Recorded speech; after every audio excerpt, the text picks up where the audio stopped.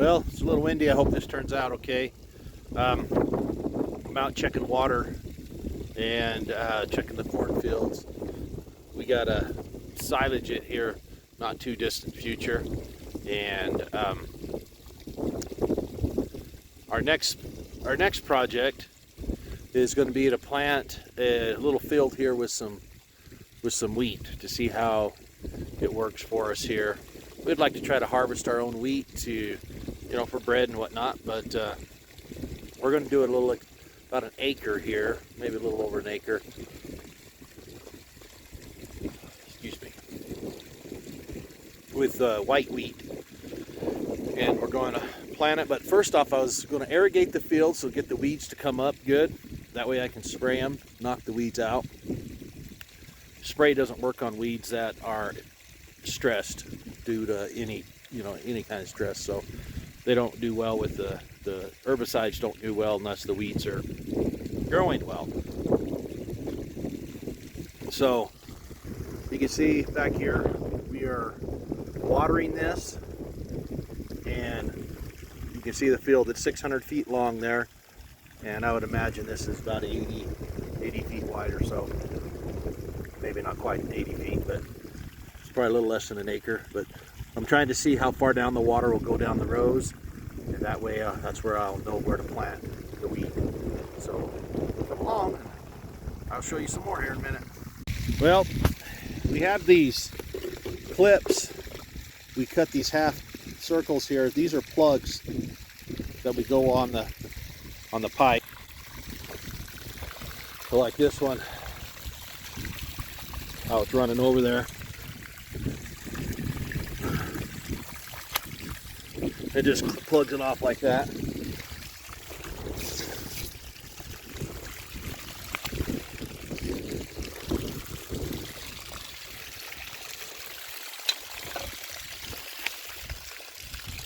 It doesn't plug them off completely, but it dang sure slows it down to make it where the water will come out in the other ones better. All these here are running into one row over here, so I'm going to plug them off because that row is already clear to the bottom.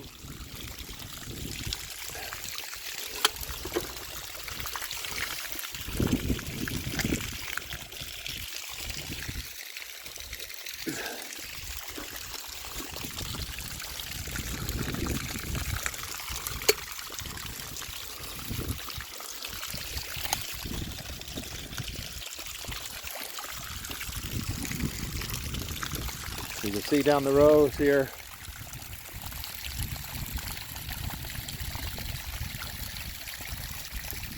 The water's all the way down almost.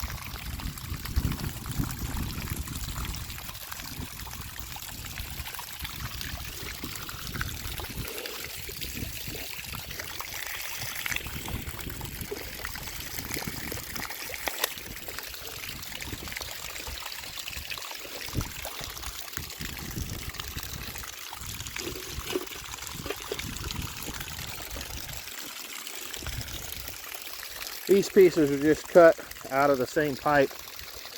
I just cut them off and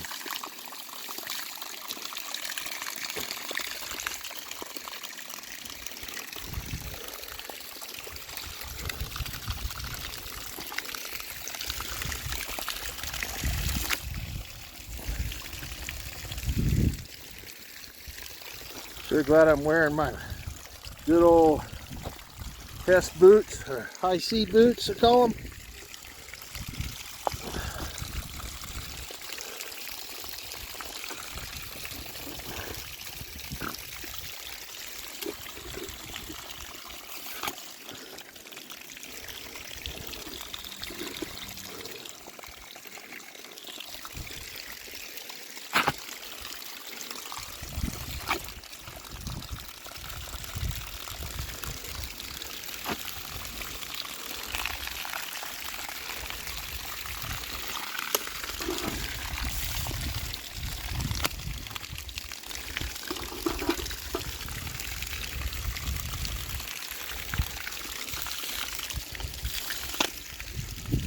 Okay, so these first 1, 2, 3, 3 rows are all the way to the bottom.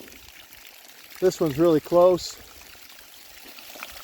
but these will have a lot more water going down them now that I plugged off those first ones. So I am going to plug off some problem childs over here. This last couple are going down the corn row, so we'll plug these off.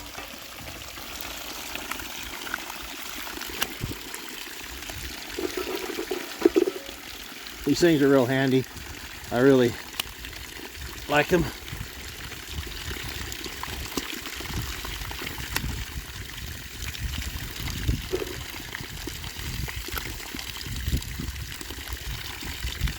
You can see it doesn't cut it off all the way, but it does do a pretty good job. Now you can see that the rows, they'll get more water. And this is where we'll be planting the wheat here. It'll be winter wheat, so that winter wheat comes up in the fall and grows a little bit and gets established, and then it goes dormant in the winter time and then comes back in the spring. But it'll be awesome to see how this irrigated wheat will do. And you can see that even what we have now, we do a pretty good job on the wheat.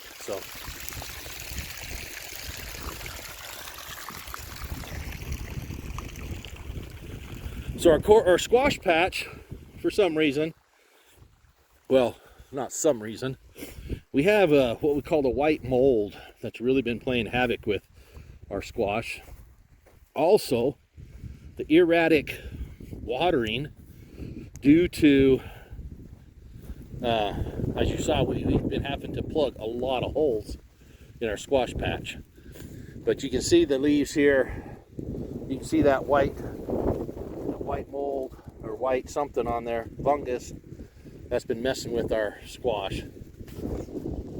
Also, the erratic watering will give it too much water and then not enough, and it's killed off some of the vines. But I'm not 100% sold that was the main reason. It was a combination probably of a lot of things, and I don't know what causes the white mold or the white whatever they call it on there. But since we've been a little more consistent on our watering, seems like things have done a little better. But still, we've got a lot of dead kill here. You can see the vines have died off a lot. They're still producing the fruit, but not near what it could have been. So we've got to figure out that. I guess it's pretty healthy one here. Looks really good on the, but you can see butternut all down through there, but the vines have died off. It's not completely. It's kind of amazing how some died off and some keep going. I don't know. This is a unique year for us. But you can definitely see the white growing over there. So I don't know. You know, maybe you guys can help out with some comments if you guys know more about the white mold and how you can battle it, especially on a larger scale. I know one thing: consistent watering will help tremendously. And that's something that we have been lacking because of the rodents chewing holes in the pipe and the bugs and the irregular pressure. So the pressure has been bad too, popping our couplings loose and that kind of thing. But tomorrow we'll probably water the squash again, not a whole bunch, but just a little bit, and get it going. But the other problem we've had out here, you always have problems when you're a farmer. There's always something going against you. And I'm going to show you what the birds have been doing blackbirds, ravens. You know, we don't have a whole lot of crows, but I'll show you. So the blackbirds get in here and eat your corn, peel it down. Some of them pretty bad. And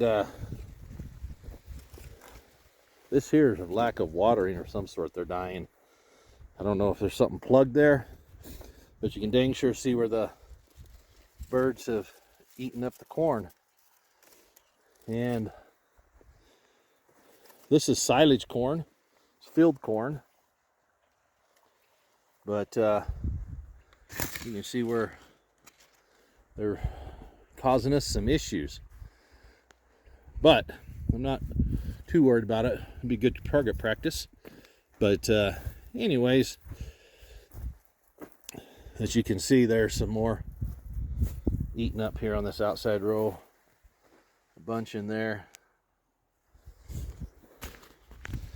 So this will be our silage, and what the plan is for the silage is to raise the goats on the silage, so I don't have to pasture any of the goats, and that's way their food will be. I just want to experiment, see if what we can do with goats on silage, and they'll also have some free range stuff too, but mostly the goats will be on the silage, and I want to see what kind of meat production we get out of the goats that way. But as you can see, the field behind us, these fields are both the same width.